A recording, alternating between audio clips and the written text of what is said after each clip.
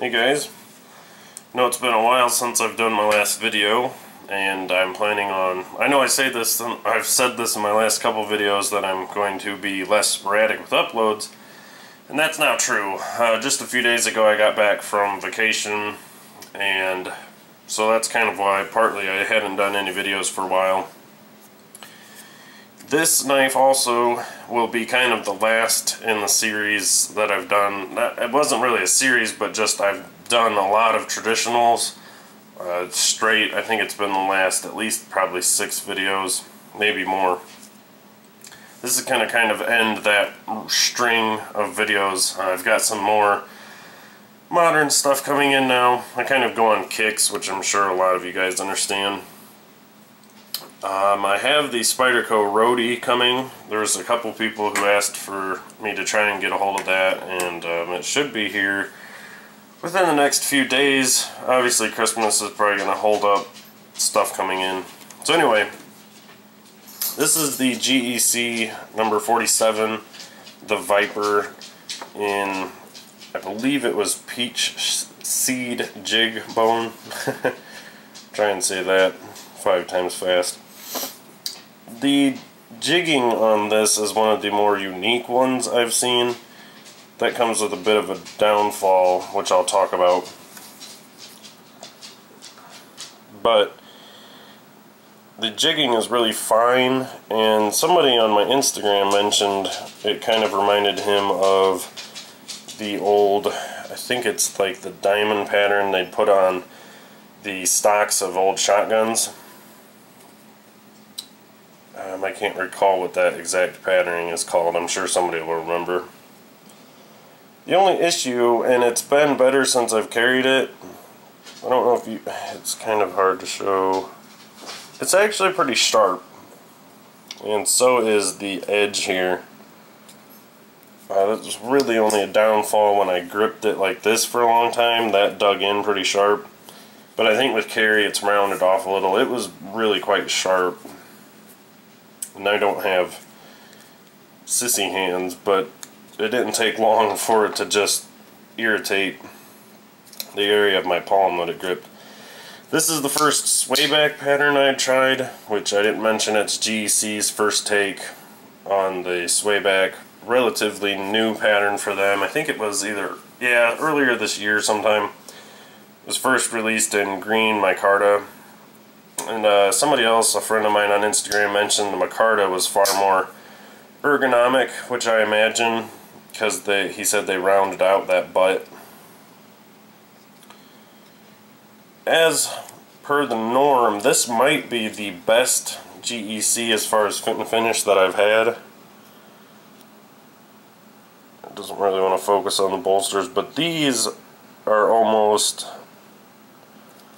the gaps aren't even feelable really by fingernail even. Normally I can catch it a little, but only that one is a scotch high. This one doesn't sit at all flat on the half stomp. I don't know if that's just the swayback design makes it hard to get that to sit because it's swaying upwards.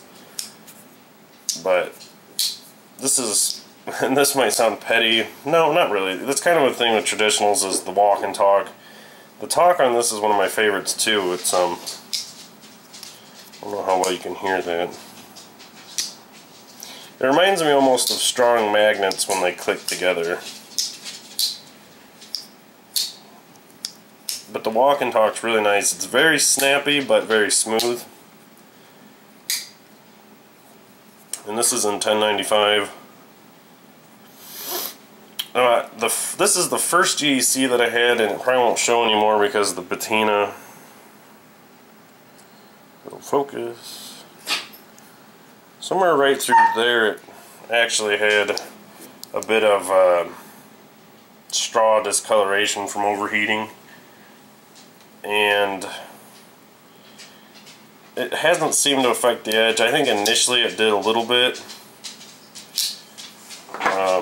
But it seems to be alright now. Let me grab my calipers, I'll show you behind the edge.